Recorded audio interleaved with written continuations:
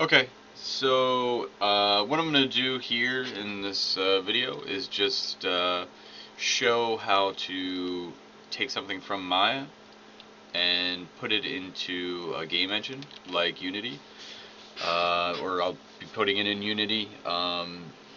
What I'll do here could also work for Unreal. But we'll just like sort of go through and quickly see the process, and I'll explain a few things. Um, So the super quick version of this is, which I'll go through quickly, and then I'll go through it again and sort of slow things down and explain some more stuff. So the super quick version of this is if I just go to File, Export Selection. We'll just maybe put this, actually, we'll just throw it on the desktop.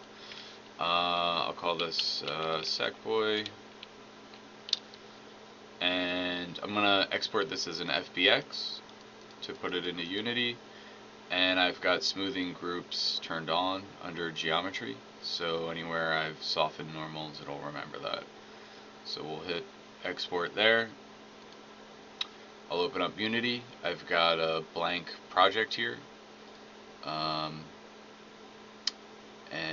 I'm gonna create a folder really quick, and we'll call this meshes, and I'm just gonna right click in here and import a new asset, and that's going to be the FBX we just exported.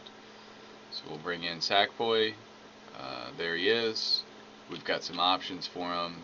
If we just drag him into the hierarchy, we can see there he is inside of Unity. And if we we'll have to import our texture. So in order to do that really quick, let's make a folder. Call this textures.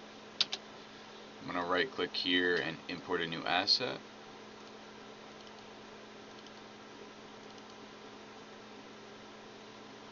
And let's see.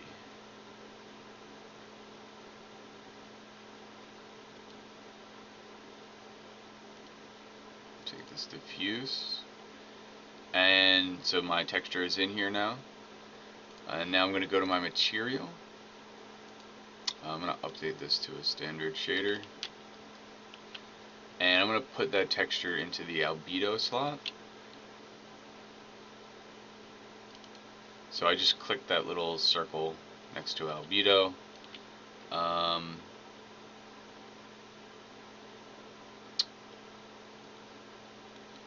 Change that to opaque. And there you go, now I've got my texture on there. Now I can sort of tweak some of the settings on this. I'll go over that in sort of a bit. But that's how you can quickly get an object into Unity from Maya. You're going to have to import any textures that you might have, and then you just hook them up into your material. So let's go back to Maya now, and let's sort of look at what we've done, because there's some things that we want to do to make this better. So one thing to notice is my pivot is right there on 0, 0, which is nice because you know, that it'll make it easy to rotate the character, and it's just a good idea to sort of keep in mind where your pivot is. It's also good to have it around the 0, 0 point. You don't want to necessarily have it way off in space, because in some game engines, like in Unreal, your pivot point will always be at 0, 0, and then if you try and rotate, you're going to have to rotate far away from your character, whatever your object might be, and that can sort of be a big pain. So we want to make sure our object is around 0, 0 in 3D space, and we want to be conscientious of where our pivot is as well. Another thing I want to do here is inside my channel box, I'm going to just click poly surface, and I'm just going to give this object a name. If you're doing environment stuff, you're probably going to be bringing in a lot of objects, and so it's going to be a good idea to name those objects, so that you don't have to deal with not knowing what things are and having to see polysurface. And it's good to just do it at the end, because if you're combining stuff, it'll revert back to a polysurface. So it's a good practice just to do that at the end. Some other things I always do, or like to make sure that I do before I export something, is I delete history. So notice there's no history on this object. And I've also frozen the transforms on this object. So this is a clean object. It's not going to be bringing in sort of any unnecessary information into Unity. So yeah, so those are the main tidbits that you want to do and keep in mind when sending stuff into Unity. Sometimes if you're sending something into, say, Mudbox, if you have history on your object, that can cause problems.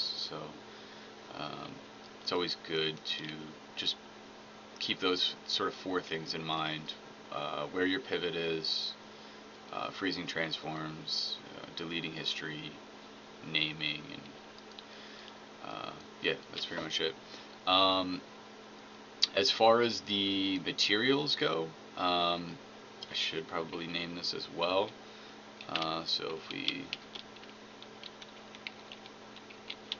call it M_Sackboy just for the material, because as we saw inside of Unity,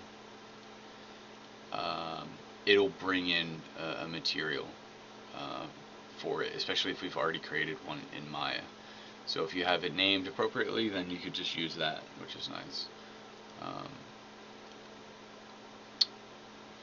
So yeah, so let's actually export this again because we've named it now.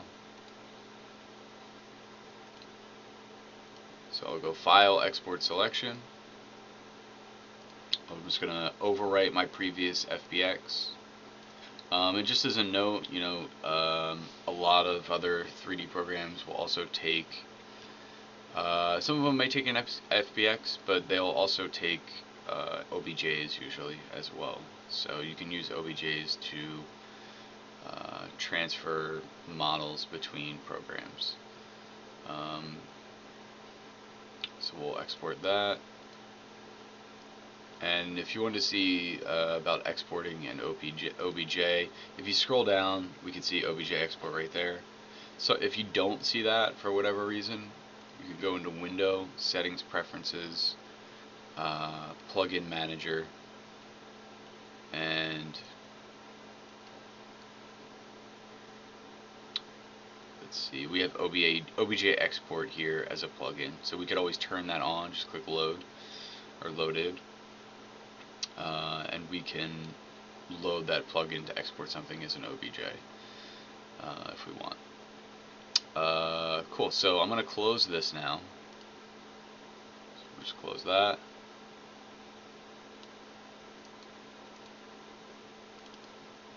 And let's see. So now, one thing to sort of note is we've updated this FBX. And because we've already imported it into Unity, it's already there, what I want to do is I just want to update this. I don't necessarily want to now that it's already in there, right click and re-import it.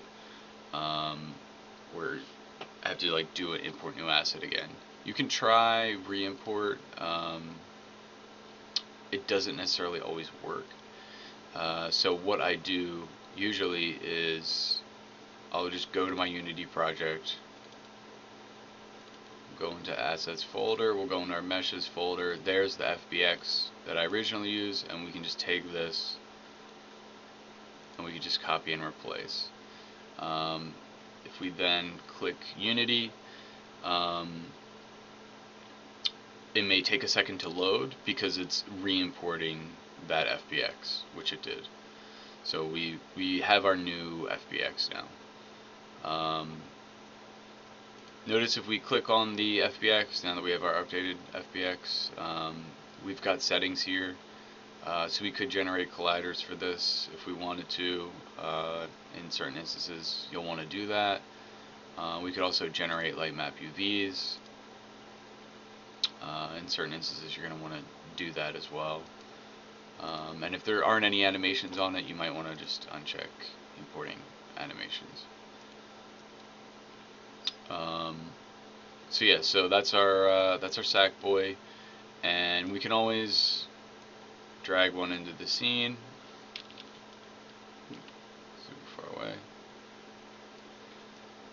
We can always drag one into the scene, or we could just drag one into the hierarchy.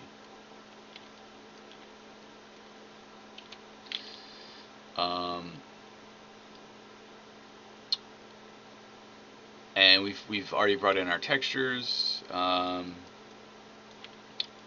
bring in we'll just bring in another texture. So I've got a normal map in here. Take this normal map, and we'll go to our material, and we'll put that in the normal map section. I'm just clicking that little circle icon there.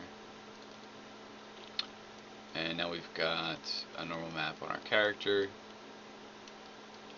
Oh, so it's one thing it's telling me is I forgot to mark that normal map as a normal map. So we'll just update that. Don't want to create it from grayscale.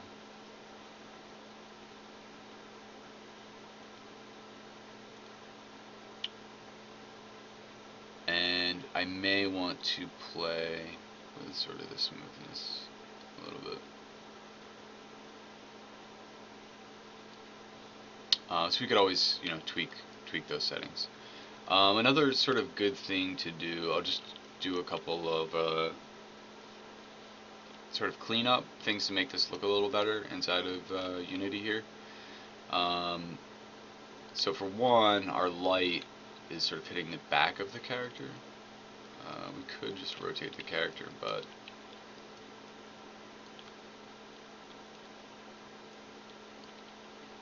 oops. Instead, let's maybe just rotate our light a little easier.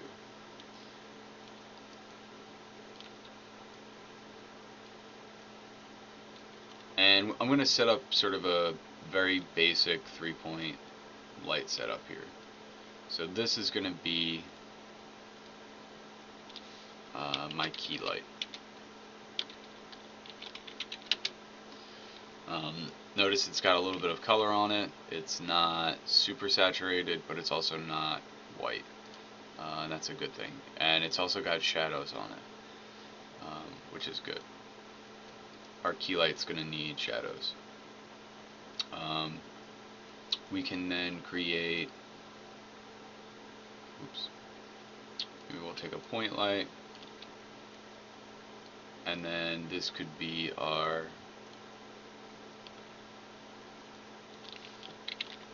fill light. Oops. So that'll be our fill light. Give this a little bit of color. Maybe we'll make this a little bit cooler. And for this, we're not going to put shadows.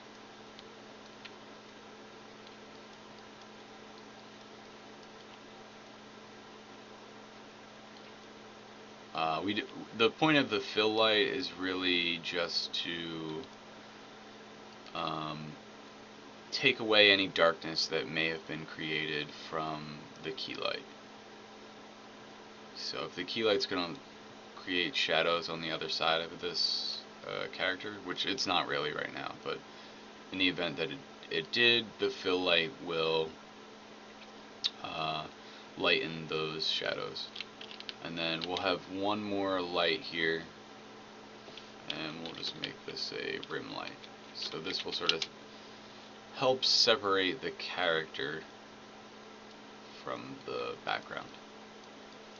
It's not going to do a great job, but that's sort of the point of the rim light. That you can maybe pick up on a little bit of a light here that'll separate the character from the background. So that'll be our 3-point light system. And let's also put this character on, let's say, like a pedestal or a plane, so we can get some shadow from that light and just make it look a little better. So we'll go to 3D object. We could do a plane here.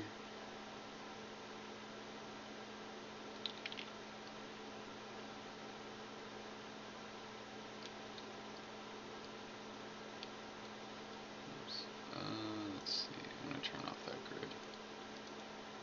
So we could do a plane. We could also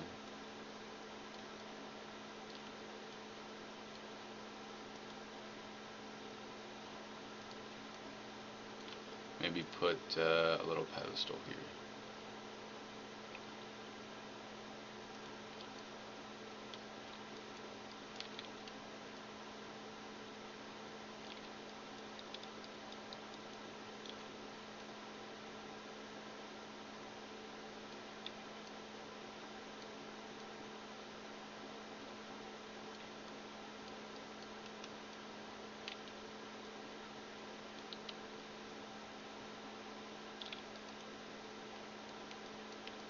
And let's make a new material just to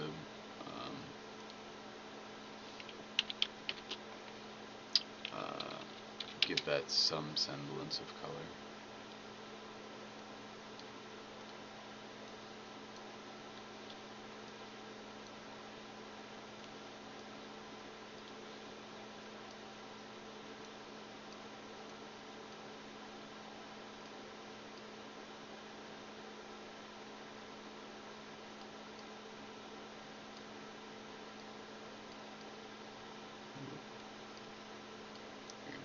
Brown.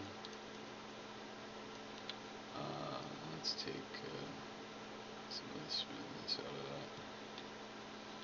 Cool. And we've got some shadow going there now.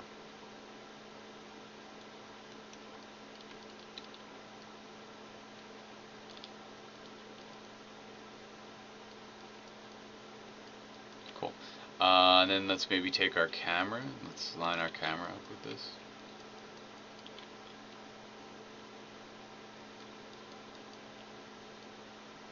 And this I'm going to rotate 180. So we'll rotate it to 180 over here.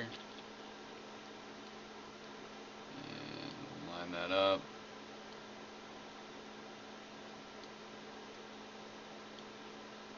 And it looks like we're getting a little clipping, so I'm going to lower this near clip plane.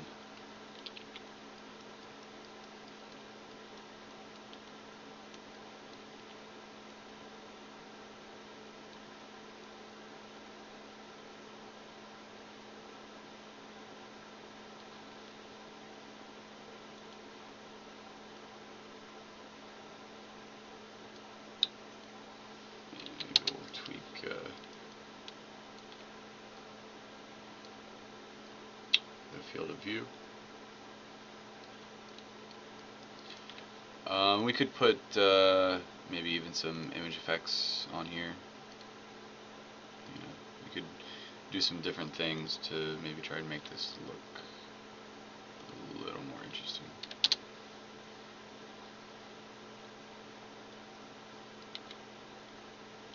Oops.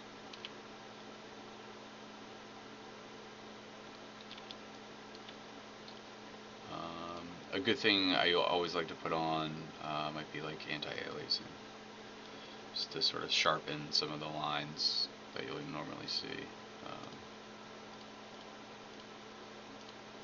I like to put edge detection on everything too. We could also,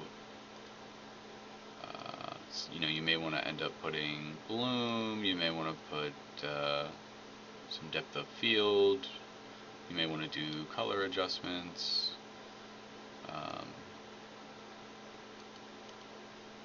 A lot of different fun things, a lot of different options.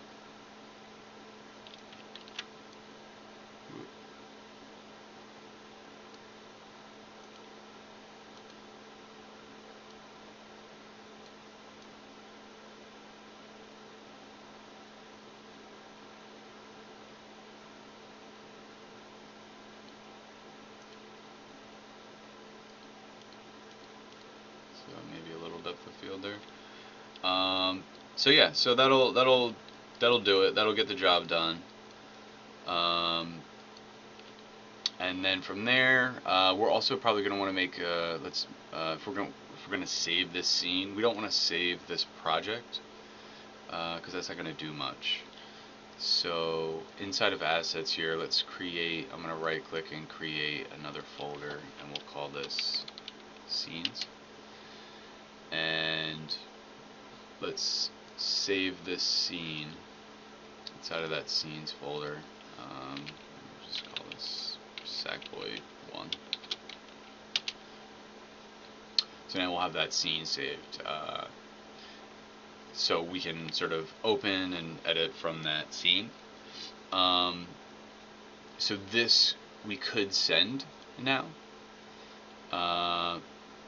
So in order to send this, we don't want to just send just that scene that we created. What we want to do is we want to send the entire project.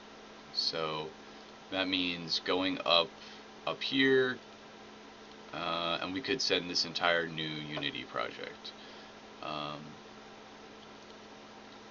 Maybe we'll call this Sackboy